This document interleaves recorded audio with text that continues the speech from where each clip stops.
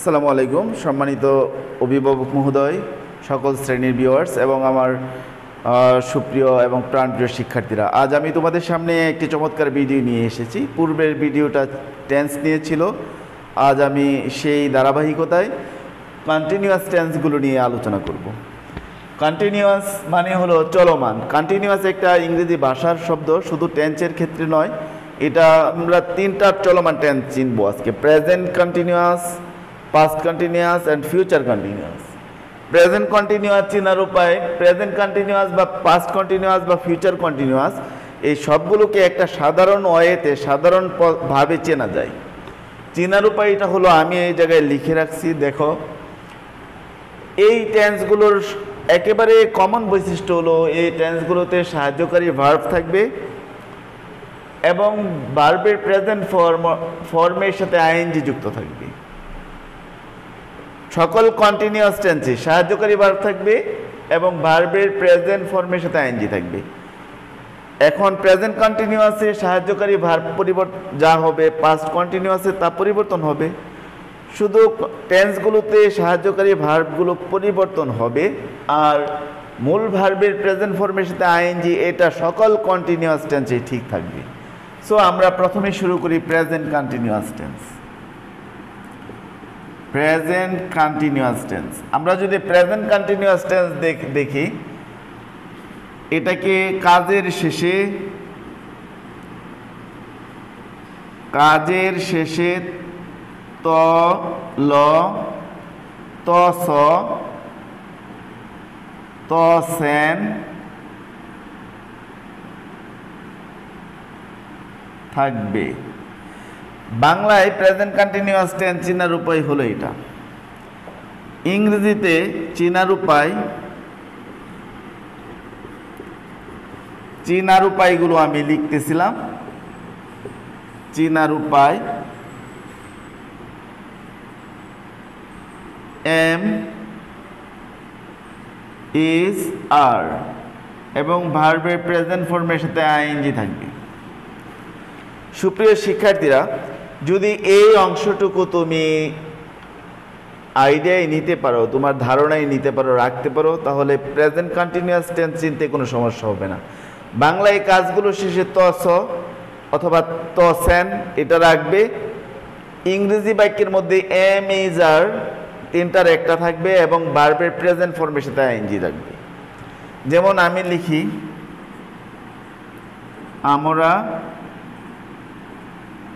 খেলতেছি। কাজের শেষে ত স আছে। যদি এই বাক্যটা গঠন করি, আমরা সাবজেক্ট উই, এম ইজ আর তিনটা উইয়ের পরে ভার্ব আর কে গ্রহণ করে, আর ভার্বের মূল ভার্বের প্রেজেন্ট এই জায়গায় মূল ভার্ব হলো খেলা, এর সাথে এটার ইংরেজি হলো প্লে, আইএনজি যোগ করে দেই প্লেইং। সো এটুকু দেখে আমি চিনে ফেলবো এটা প্রেজেন্ট কন্টিনিউয়াস টেন্স। সুপ্রিয় শিক্ষার্থীরা, আমি আবারও বলছি, যদি বাক্যের মধ্যে এম ইজ আর এবং ভার্বের প্রেজেন্ট ফর্মের সাথে আইএনজি পাও, তাহলে সেটা প্রেজেন্ট কন্টিনিউয়াস টেন্স হবে। বাংলার ক্ষেত্রে যদি কোথাও কথা বলো অথবা কেউ তোমার সাথে কথা বলে, কোনো একটা লেখা পড়লে, উপন্যাস পড়লে, গল্প পড়লে, পড়া, এগুলোর ক্ষেত্রে ত স ত সেন যদি এগুলো পাও, তাহলেও সেটা কন্টিনিউয়াস টেন্স হবে। আবার অনেকেই করতেছি এটাকে করছিও বলে থাকে। সো কাজের শেষে ত স ত সেন এগুলো থাকবে।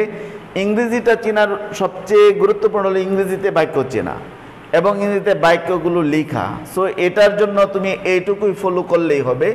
তুমি যদি এইটুকু ফলো করো, তাহলে প্রেজেন্ট কন্টিনিউয়াস এম ইজ আর তিনটার একটা, ভার্বের প্রেজেন্ট ফর্মের সাথে আইএনজি। সো আমি আবারও বলছি, প্রেজেন্ট কন্টিনিউয়াস এম ইজ আর, এরপর ভার্বের প্রেজেন্ট ফর্মের সাথে আইএনজি। ভার্বের প্রেজেন্ট ফর্মের সাথে আইএনজি এটা সকল কন্টিনিউয়াস টেন্সের সাথেই থাকবে। সো এটা মুখস্থ করার বিষয় না, বিষয় হলো, মনে রাখার বিষয় হলো প্রেজেন্ট কন্টিনিউয়াসে এম ইজ আর বসে, আরেকটা কন্টিনিউয়াসে এম ইজ আর বসবে না, অন্য একটা বসবে। সো দেখি এখন পাস্ট কন্টিনিউয়াস টেন্স দেখি। সো পাস্ট কন্টিনিউয়াস চেনার উপায় হলো, কাজের শেষে ত ল তলেন তলাম, এটা থাকবে। তল থাকবে, তলেন থাকতে পারে, অথবা তলাম থাকতে পারে। ইংরেজিতে চেনার উপায় হলো ওয়াজ, ওয়ার, ভার্বের প্রেজেন্ট ফর্মের সাথে আইএনজি। এটুকু হলো চেনার উপায়। আর সবচেয়ে বড় চেনার উপায় হলো ইংরেজি বাক্য ওয়াজ, ওয়ার, সাহায্যকারী ভার্ব ওয়াজ, ওয়ার, আর আইএনজি যুক্ত ভার্ব তো থাকবেই। যেমন আমরা কাজ করতেছিলাম বা করছিলাম, অনেকে করতেছিলামটাকে করছিলামও বলে, করতেছিলাম। তলাম আছে, তলাম। কাজ, এখানে কাজ হলো কাজ করা, কাজের শেষে তলাম আছে, তাহলে উই, ওয়ার, উই সাবজেক্ট হলো উই, উইটা ওয়াজ এবং ওয়ার থেকে ওয়ারকে গ্রহণ করে, এবং ভার্ব হলো ওয়ার্ক, এর সাথে ING, we are were working. So এটুকু পাস্ট কন্টিনিউয়াস টেন্স। সুপ্রিয় শিক্ষার্থীরা, আমরা দুটো কন্টিনিউয়াস শেষ করেছি। এখন যেটা আমি আলোচনা করলাম এটা হলো পাস্ট কন্টিনিউয়াস, ওয়াজ, ওয়ার এবং ভার্বের সাথে আইএনজি, ওয়াজ অথবা ওয়ার, ভার্বের প্রেজেন্ট ফর্মের সাথে আইএনজি, এটা পাস্ট কন্টিনিউয়াস। আমরা আগেটা পড়েছিলাম প্রেজেন্ট কন্টিনিউয়াস, সেটা হলো এম ইজ আর, এরপরে ভার্বের প্রেজেন্ট ফর্মের সাথে আইএনজি। সো অবশ্যই প্র্যাকটিস করবে, মনে রাখা একেবারেই ইজি। তুমি যদি একটু প্র্যাকটিস করো এবং ভার্ব অ্যাটলিস্ট 200 ভার্ব শিখতেই হবে। প্রাথমিকভাবে তোমাকে 200 ভার্ব, স্ট্রং ভার্ব শিখতে হবে। Otherwise it won't be possible to learn how to identify tense, any kinds of tense, not only present continuous বা past continuous, future continuous. So you have to learn at least 200 verb, then you have try to practice and try to write something by using this tense. So then I will teach you future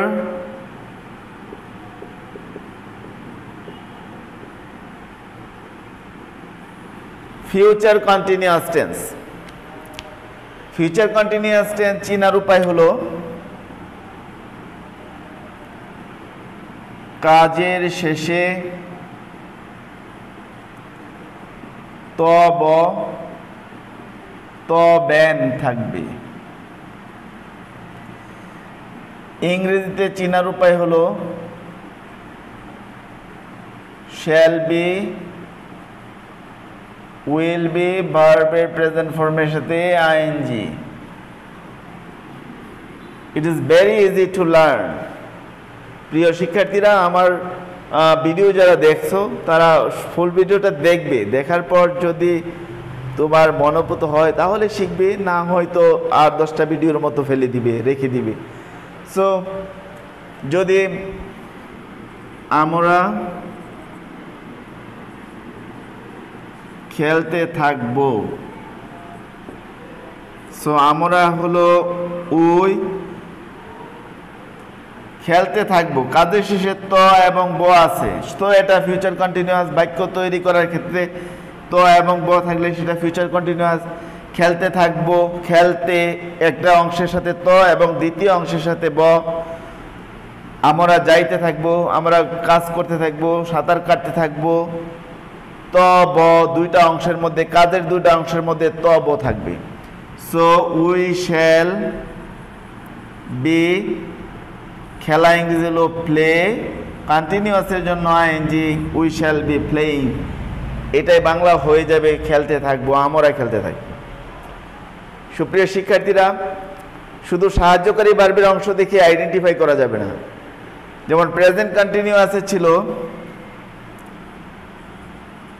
M is আর, এরপর verb ওয়ানের সাথে ING. M দেখে শুধু M আছে কিন্তু verb ওয়ানের সাথে ING নেই, ভার্ব ওয়ান নেই। I am a student. So এই জায়গায় এম দেখে বলা যাবে না এটা প্রেজেন্ট কন্টিনিউয়াস। সো আমার এক্ষেত্রে সতর্ক থাকতে হবে, শুধু সাহায্যকারী ভার্ব দেখে চেনা যাবে না এটা প্রেজেন্ট কন্টিনিউয়াস, এর সাথে ভার্বের প্রেজেন্ট ফর্মের সাথে আইএনজি থাকতে হবে, অথবা ভার্বের সাথে আইএনজি থাকলো কিন্তু সামনে কোনো সাহায্যকারী ভার্ব থাকলো না, সেটাও প্রেজেন্ট কন্টিনিউয়াস টেন্স হবে না। সো দুটো জিনিস কন্টিনিউয়াস টেন্স নিতে গেলে দুটো জিনিস মনে রাখতে হবে, একটা হলো সাহায্যকারী ভার্ব, এরপর ভার্বের প্রেজেন্ট ফর্মের সাথে আইএনজি। সো আমি প্রেজেন্ট ফর্মের সাথে আইএনজি, ভার্বের প্রেজেন্ট ফর্মের সাথে আইএনজি এটা বাদ দিলাম, তাহলে একটা জিনিস মনে রাখতে হবে, সেটা হলো সাহায্যকারী ভার্ব। প্রেজেন্ট কন্টিনিউয়াসে এম ইজ আর সাহায্যকারী ভার্ব, পাস্ট কন্টিনিউয়াসে ওয়াজ ওয়্যার, এবং ফিউচার কন্টিনিউয়াস হলো শ্যাল বি উইল বি। ওকে, আবারও সবাইকে ধন্যবাদ। ভিডিওটা দেখবে, ভালো লাগলে শেয়ার করবে, আর যে কোনো ধরনের সমালোচনা, মতামত, গুরুত্বপূর্ণ কথা কমেন্ট বক্সে লিখবে। আমি পরবর্তী সময়ে আরও ভালো আপডেট দেওয়ার চেষ্টা করব। সবাইকে ধন্যবাদ। আসসালামু আলাইকুম।